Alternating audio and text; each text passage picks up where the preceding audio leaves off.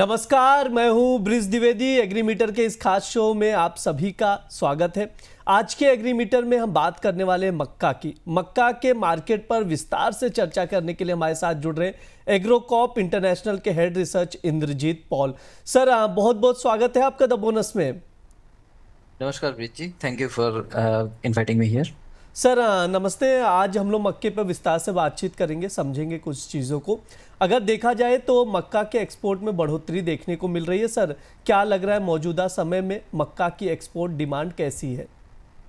मक्का की export demand फिलहाल तो थोड़ा अच्छा ही है इस सीजन। जैसे अक्टूबर से जो ये अभी नया फसल का सीजन शुरू हुआ है, इसमें इन दौरान जैसे अक्टूबर में हमने करीब 50,000 टन के आसपास का तो एक्सपोर्ट्स देखा है।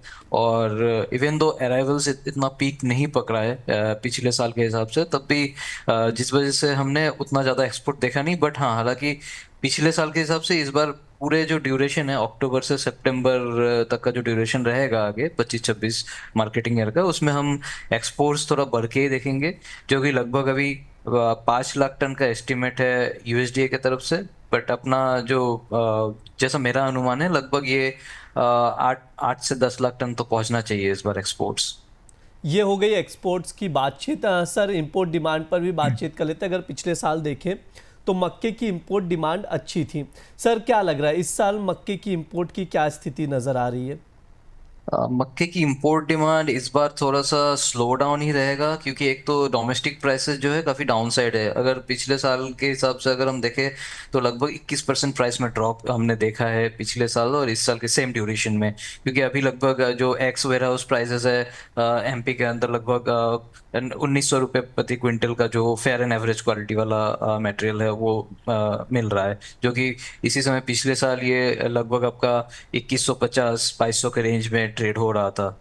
तो उस हिसाब से अगर देखें तो डोमेस्टिक प्राइसेस काफ़ी डाउन साइड है। और बाकी अगर इंटरनेशनल मार्केट में देखें तो हमने लास्ट 3-4 सेशंस में एक रैली देखा है प्राइसेस में, जिस वजह से क्या है कि जो ये पैरिटी है, इंपोर्ट पैरिटी, वो फिलहाल तो बैठ नहीं रहा है, जिस वजह से इंपोर्ट्स इस साल होने का चांसेस कम है। और दूसरी बात, अगर हम सप्लाई साइड से भी बात करें तो इस बार प्रोडक्शन भी 12% के लगभग अपसाइड है।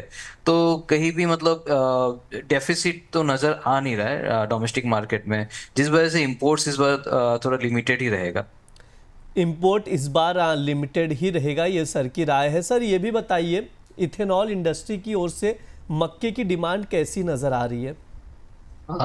इथेनॉल इंडस्ट्री अगर देखें तो पिछले 2 साल से तो काफ़ी अच्छी ग्रोथ आई है मक्के की डिमांड में इथेनॉल इंडस्ट्री के साइड से, जो कि अगर ईयर ऑन ईयर बेसिस में अगर हम देखें इसकी ग्रोथ, तो इस साल हम अनुमान कर रहे हैं लगभग 15% ग्रोथ होगी मेज डाइवर्शन टुवर्ड्स इथेनॉल इंडस्ट्री। क्योंकि एक तो जो प्राइसिंग है, ओएमसी जो प्राइस पे कर रहे हैं मेज इथेनॉल के लिए, वो भी काफ़ी ल्यूक्रेटिव है। 71 रुपीज़ 86 पैसे के आसपास जो प्राइसेस पे हो रहा है वो सही है कंपेयर टू अदर अदर जो भी फीड ग्रेन्स है जो जिसको इथेनॉल में हम यूज़ करते हैं, जैसे कि राइस हो गया, ब्रोकन राइस हो गया। तो इसमें पैरिटी भी है, सप्लाई भी सही है, फिलहाल डोमेस्टिक प्राइसेस भी डाउन है। तो मक्का का जो डाइवर्शन है इस बार अच्छा ही रहेगा। लगभग 15% का हम ग्रोथ तो मान के चल रहे हैं इस साल। अब सर, थोड़ा सा प्रोडक्शन पर भी बातचीत कर लेते हैं। आपके अकॉर्डिंग अगर देखा जाए तो मक्के के उत्पादन को लेकर आपका क्या अनुमान कह रहा है सर? मक्के की इस बार उत्पादन तो पिछले साल से अच्छी है, क्योंकि इस बार जैसे काफ़ी स्टेट्स में, जैसे एमपी हो गया या महाराष्ट्र हो गया, इन सारे स्टेट्स में हमने थोड़ा बहुत मक्के के तरफ ज़्यादा रुझान देखा है। मक्के में एरिया भी काफ़ी शिफ्ट हुआ है दूसरे क्रॉप से। जैसे एमपी में हमने सोयाबीन से मक्के में एरिया शिफ्ट होते हुए देखा है। इवन महाराष्ट्र में कॉटन से भी काफ़ी एरिया मक्के में शिफ्ट हुआ है, सोयाबीन से भी मक्के में शिफ्ट हुआ है, या थोड़ा बहुत पल्सेस से भी हल्का फुल्का मतलब एक्रेजेस शिफ्ट हुआ है। तो ओवरऑल अगर इस वजह से हम एरिया भी देखें तो एरिया भी इस बार लगभग 13% अपसाइड था पिछले साल से। और प्रोडक्शन के भी बारे में बात करें तो प्रोडक्शन भी इस साल जो हम खरीफ का प्रोडक्शन, रिकॉर्ड प्रोडक्शन देख सकते हैं, जो कि लगभग 280 लाख टन का मेरा अनुमान फिलहाल तो है सिर्फ खरीफ का प्रोडक्शन। तो ओवरऑल वही 12% अपसाइड रहेगा प्रोडक्शन साइड से। प्रोडक्शन साइड से देखें तो 12% अपसाइड रहेगा, ये सर की राय है। तो यानी प्रोडक्शन देखें तो अपसाइड ही देखने को मिलेगा। सर, प्राइजेस का आउटलुक भी समझ लेते हैं। शॉर्ट टर्म, मीडियम टर्म और लॉन्ग टर्म में मक्के का प्राइस आउटलुक क्या रहेगा सर आपके अकॉर्डिंग? प्राइसेस आउटलुक जो शॉर्ट टर्म में है, हम थोड़ा सा और करेक्शन देख सकते हैं प्राइसेस में।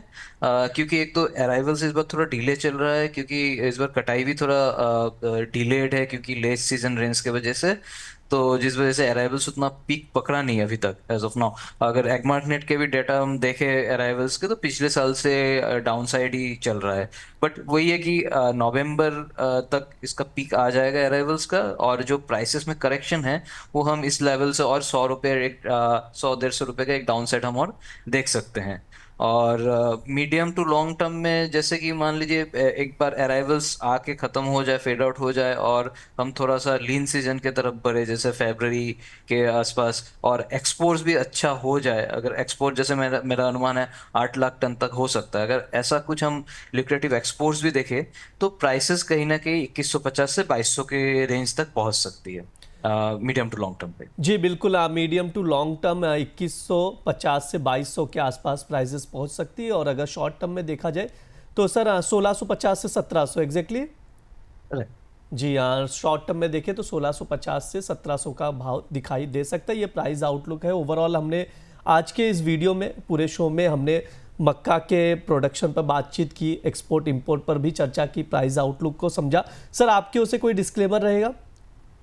ये मेरा पर्सनल व्यूज है, और इसमें मेरा कोई पोजीशन नहीं है, ना ही कंपनी का भी कोई पोजीशन है। जी सर, बहुत बहुत शुक्रिया सर एग्रीमीटर में जुड़ने के लिए, आज की चर्चा में जुड़ने के लिए बहुत बहुत धन्यवाद सर आपका। Thank you. ये हमारा एग्रीमीटर शो है। इस दौरान तमाम एग्री कमोडिटीज़ पर बातचीत की जाती है। इस वीडियो में हमने मक्का पर बातचीत की है, विस्तार से चीज़ें एनालिसिस की गई हैं। इसके अलावा प्राइस आउटलुक को भी समझाया है, जिस पर आप लोग नज़र बनाकर चल सकते हैं। फिलहाल के लिए शो में इतना ही। आप लोग बने रहिए द बोनस के साथ। धन्यवाद।